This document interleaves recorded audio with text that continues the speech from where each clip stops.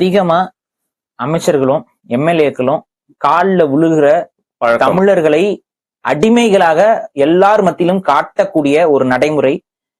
ஹெலிகாப்டரை பார்த்துட்டு தரையில விழுகக்கூடிய ஒரு காட்டு மிராண்டி காலகட்டத்தில கூட இல்லாத முதுகெலும்பற்ற புழுவும் கூட நிமிந்துரும். புழுக்கு கூட முதுகு தண்டோலம் இருக்குமா என்னமோ தெரியல, இவர்களுக்கு இல்ல. அந்த அளவிற்கு ஒரு இழிவான இடத்திற்கு தமிழர்களை தள்ளிய ஒரு முதலமைச்சர் அப்படின்னா ஜெயலலிதா.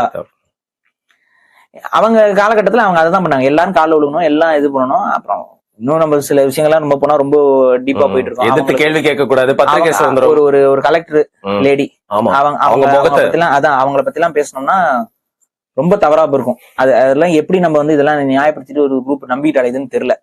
அம்மா அம்மான்னு சொல்லிட்டு அலையறாங்க. அம்மா என்ன சொல்ல முடியும்? தேசிய தலைவரை வந்து கைது செய்து தூக்கில் ஏற்றணும்னு சொல்லி பேசுறவங்க, தீர்மானத்தை நிறைவேற்றியவர்கள். இதுக்கு அடுத்து நீங்க பாத்தீங்கன்னா அவங்களுடைய காலகட்டத்துல கார்பரேட்ஸ்களுடைய வருகைகள், அவங்க கார்பரேட்டுகளுக்கு விலை போன தன்மைகள், இதெல்லாமே இன்னும் ஒரு பக்கம். அது என்னென்ன கம்பெனிஸ்க்கு வேலை போனாங்கிறது அது ஒரு லிஸ்ட் இருக்குது. அது போக அவங்களோட இதுல வந்து தமிழர்களுடைய உரிமை சார்ந்த பல பிரச்சனைகள்ல வந்து அவங்களும் வந்து நமக்கு எதிராகத்தான் நின்று இருக்கார்கள். எடுத்துக்காட்டுக்கு நம்ம சிதம்பரம் கோயில் பத்தி நம்ம பேசி, அதெல்லாம் மோசங்க. சிதம்பரம் கோயில் சார்ந்த விஷயங்கள்ல முதல் தீர்ப்புல நமக்கு வந்து ஹைகோர்ட்ல நமக்கு கிடைச்ச தீர்ப்பு நமக்கு சாதகமாக, தமிழக அரசுக்கு சாதகமா இருக்கு.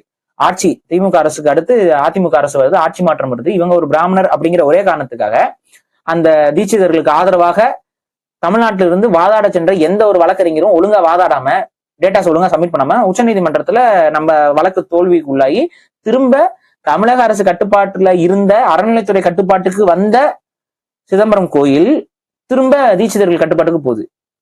புரியுதுங்களா? இது தமிழர்களுக்கு செய்த துரோகமா இல்லையா? கண்டிப்பா. இப்ப இதெல்லாம் ஜெயலலிதா பீரியட்லயுமே இன்னும் நிறைய இருக்கு. நம்ம